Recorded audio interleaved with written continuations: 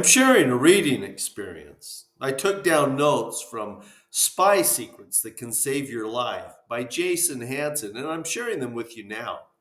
I hope you listen and receive something worthwhile from this. Remember, these are just my notes, not necessarily a report of what the book is about, and may not even be the words or thoughts of the author. Rather, these notes are what I gleaned or what I thought about while I was reading. These notes are what caught my interest because the ideas expanded my knowledge or made me think, reflect, or ponder in some way. This video might inspire you to read what I did.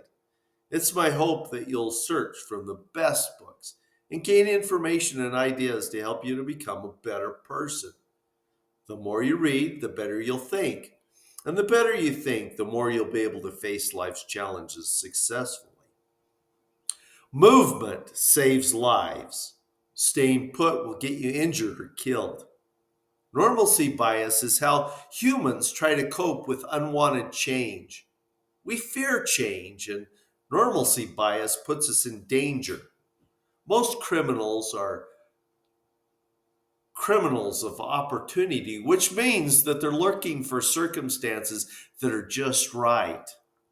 Smartphones attract criminals because their victim is aware of their phone rather than of them.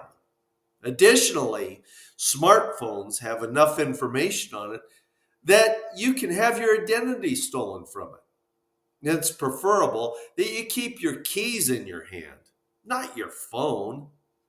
Keys can be used as a weapon, whereas phones can slow you down. If you feel you might be targeted, stay public and call 911 for help. Don't go home. Never let a criminal know where you live. Don't attempt to leave a crowded place to get your car, as you'll be isolated there and therefore a much easier target. If you think you're being watched, give a note to a total stranger or start up a random conversation with the stranger to create confusion. Here are three clear cut signs that you're being targeted by a criminal. Number one, staring or intense eye contact. The reason they stare is they've locked in on their target. The criminal has made a decision to go after you. And when a predator finds his prey, he keeps his eye on it. Two, only people with ill intent match your pacing. It's not natural to want to walk in step with strangers.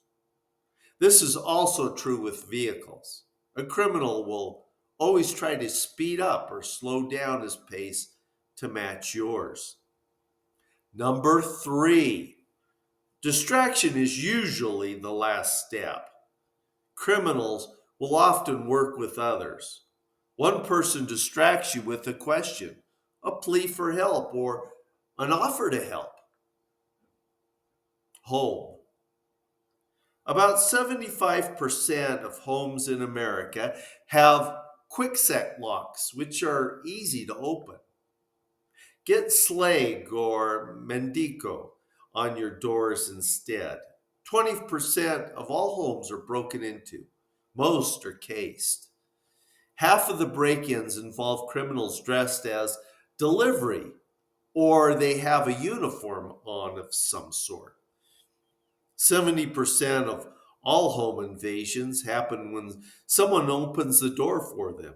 About 33% of the criminals come in through an open door or a window. Daytime burglars are professionals, but the nighttime burglars are dangerous. They know you're at home and may even want you to be at home. Home security signs are a deterrent, even if you don't have anything. Burglars don't like to take chances. Get home security stickers for all your doors and windows. Buy a large dog dish to be displayed near the front and back door, since burglars don't like to deal with dogs. Buy a beware of dog sign for your fence. Buy battery operated fake cameras with flashing lights if you don't have the real ones. Burglars don't try to stop to figure out if they're real or not. Install motion activated floodlights around your home and secure your windows. No one should be able to see inside your house. Travel.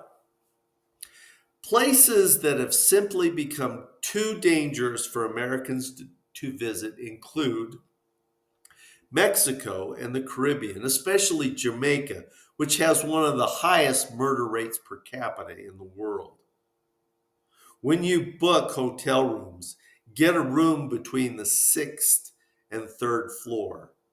Criminals generally target the first two floors, and if there's a fire, fire engine ladders only go to the sixth floor.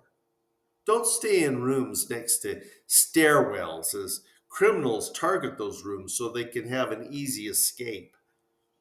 Con men. Criminals use social engineering, such as badges, on their victims. Social engineering is a way to manipulate others into doing things they normally wouldn't.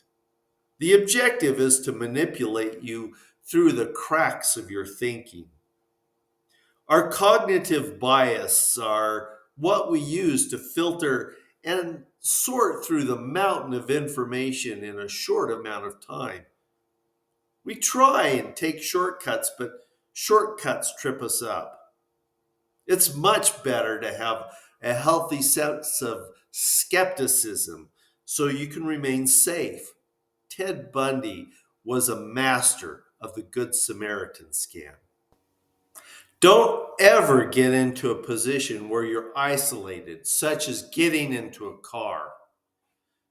Good Samaritan scams include the lost or the stranded motorist or pedestrian, asking for water, or faking illness or an injury. One type of scam involves getting information based on cooperation. They may give you a bunch of personal information to try to get yours. A stranger giving you personal information about themselves should always be a red flag to you.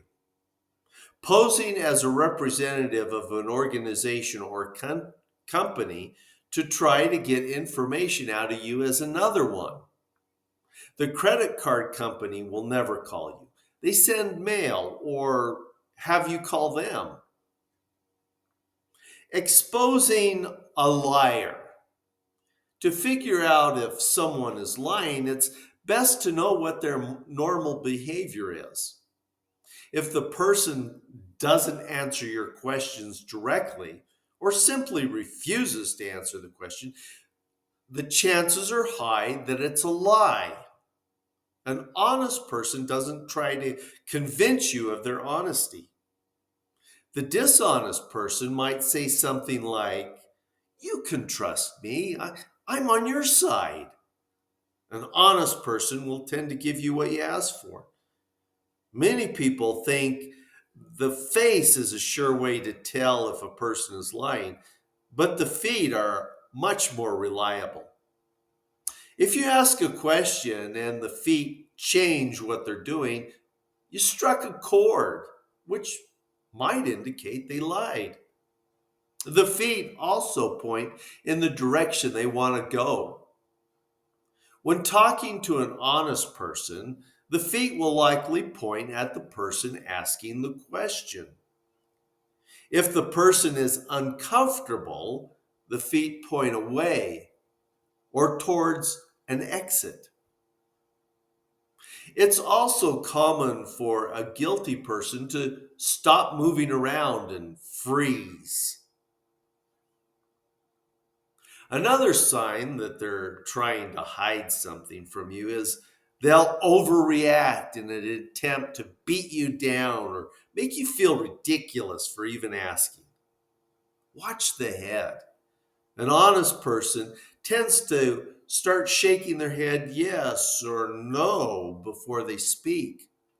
The liar will tend to start shaking their head after they start speaking. Carjackings. Carjacking is likely to happen in urban areas in the evening or nights on Sunday by males less than 29 years of age.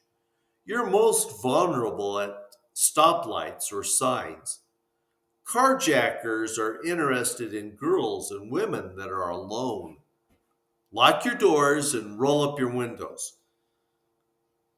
Since you are vulnerable at a stop sign, you need to have enough room in front of you to escape if you need to. You need to be able to see the bottom of the tires of the vehicles in front of you. Carjacking techniques include using the fender bender to perform a bump and rob. Don't talk to the person that hit you. Turn on your hazard lights. Stay in your car. Call the police. Another technique is faking roadside trouble to lure in good Samaritans. The trap blocks you in your driveway. The ruse is where someone is waving frantically for you to pull over. Just keep driving and call the police and tell them someone needs their assistance. There's the brochure where they put paper on your car window, and when you get out to take it off, they jump in and take off with your car. Thank you for joining me. Until next time, peace out.